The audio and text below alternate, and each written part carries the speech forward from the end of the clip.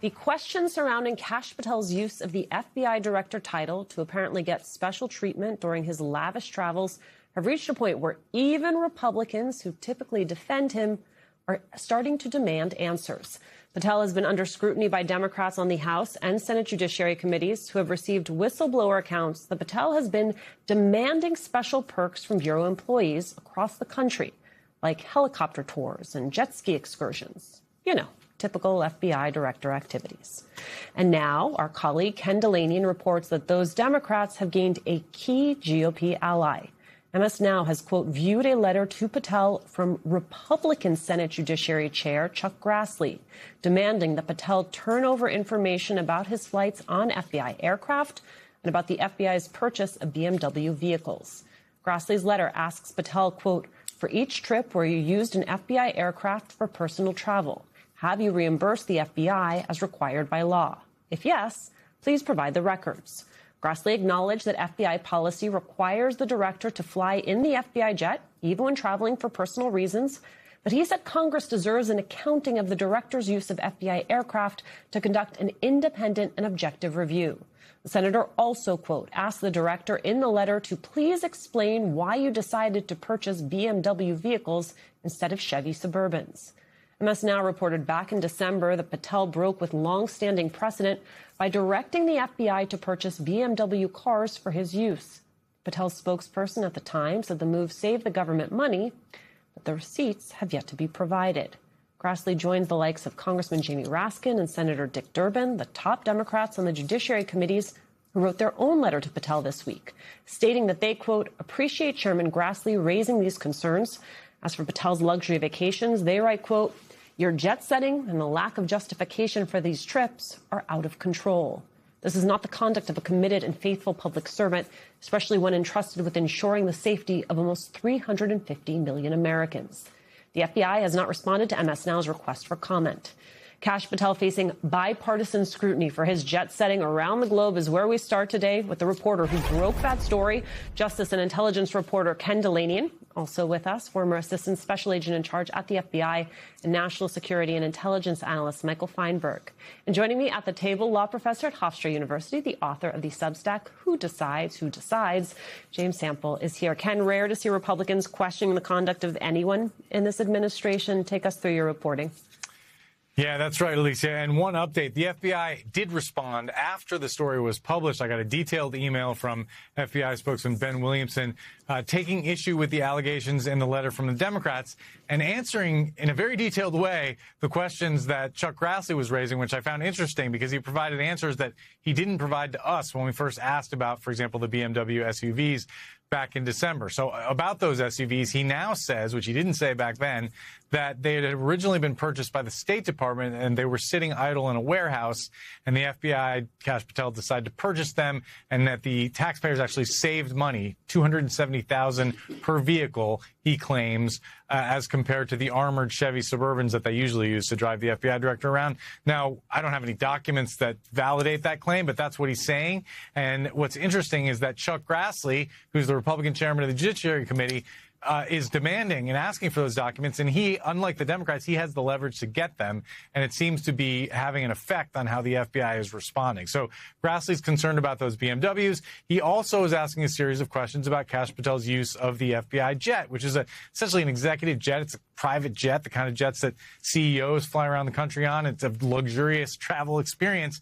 And Kash Patel, the FBI, pointed out that he's required by policy to fly on that jet for security reasons anywhere he goes, even on personal trips.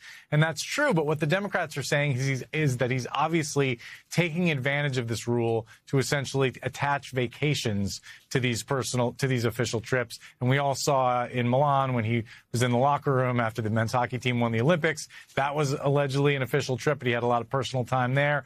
And he claims, Kash Patel does, that he's reimbursing the government by policy for the cost of a coach fare for all of these trips, which is what the rules require. But Democrats say it's a matter of he's exploiting this, and they question whether he's actually creating official trips to sort of as an excuse to go on vacation. They're actually saying that he may have opened an office in Wellington, New Zealand, just as an excuse to go to Australia and New Zealand. Now, again, he's denying that. And they're saying that whistleblowers are telling them that when he goes on some of these trips, he's demanding that FBI personnel set up, special excursions for him, including jet skiing and a helicopter tour. Again, he is denying that today through an email to us, but that's what the Democrats are hearing from whistleblowers. And I hear a lot of concerns, I have to say, inside the FBI about just what this looks like, about that they can't imagine a Robert Mueller or a Chris Wray doing this kind of thing. Even though they flew on the jet, they sometimes flew to their vacation homes. They didn't do the kinds of things that Kash Patel is doing. Michael Feinberg, have you heard those same concerns, and what does it mean for the FBI, even just the appearance of impropriety? It means that the organization is going to be taken less seriously by the American public. And that's just not a reputational harm. The FBI is only as successful as its ability to talk to people on the street, whether victims of crime, witnesses to horrific events, or even putative subjects themselves, and establish rapport and trust and know that the conversations and interactions are going to be taken with the utmost seriousness. But if every other day there's a story about the FBI director, trying to leverage jet skis out of a business trip, that's going to bounce back poorly on the workforce who's out there actually dealing with the community. And, I just have to add, there's a real irony here in Chuck Grassley getting upset about this, because Kash Patel was not a shoo-in for this position. There was a lot of chatter, as you all know, that he might not make it through confirmation because in most Washington circles, including conservative ones, he was not viewed as a very serious person. But after the preliminary meeting prior to his confirmation hearings, Chuck Grassley effusively endorsed him and said that he was just the person to help reform the FBI and restore its reputation with the American public. Perhaps this effort now to suss out the jet issue is some form of a mea culpa, but we wouldn't be here today were it not for Grassley. Well, Ken, Senator Grassley said back in April of Patel, I've never had an FBI director cooperate with me as much as Kash Patel has cooperated with me on my request for information, my request for documents. You made the point to me earlier, Ken, and I think it's a good one. This was not a letter that Chuck Grassley intended to make public. He was trying to thread the needle of maintaining his relationship with Patel, perhaps in the interest of actually extracting the information that has apparently now been shared with you. If they are sharing this with you, do you think it is one step closer to their sharing the same information, perhaps with the receipts we also desperately want to see with Senator Grassley?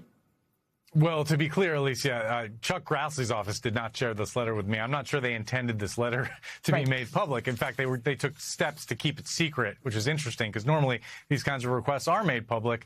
And Grassley's a really interesting figure because he does, for years, he's been around forever, right? And for years, he had a habit of and a reputation of conducting bipartisan, vigorous oversight and being a steward of the taxpayer dollar. But in recent years, he's become so partisan and such a defender of Donald Trump and Kash Patel and everything the Justice Department and the FBI has done that it was surprising to see that he's actually asking critical questions here. But he points out in the letter that he has a bipartisan history of doing this, and he feels like it's part of the role of Congress to oversee this kind of spending. And so he's doing it. Whether he'll actually follow through and demand these documents and then make them public after or have a hearing or that kind of oversight remains to be seen, I think.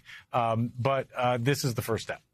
If there were actually, James Sample, proper oversight, which, as you've made the point to me, only possible if there is bipartisan interest in that oversight, especially at a time when you have Republicans in control of the Senate, is there then legal liability for Kash Patel if he is found to have misused government assets? Potentially minimal legal liability. So, for example, the cost of coach airfare, which is what you're required to reimburse when you use the jet for personal purposes. Mm-hmm. But politically, the optics here matter more than the law. The politics matter more than the law. And there's a template, right? In Trump 1.0, Tom Price and Ryan Zinke lost jobs for essentially turning public service into private profiteering and sort of junket category.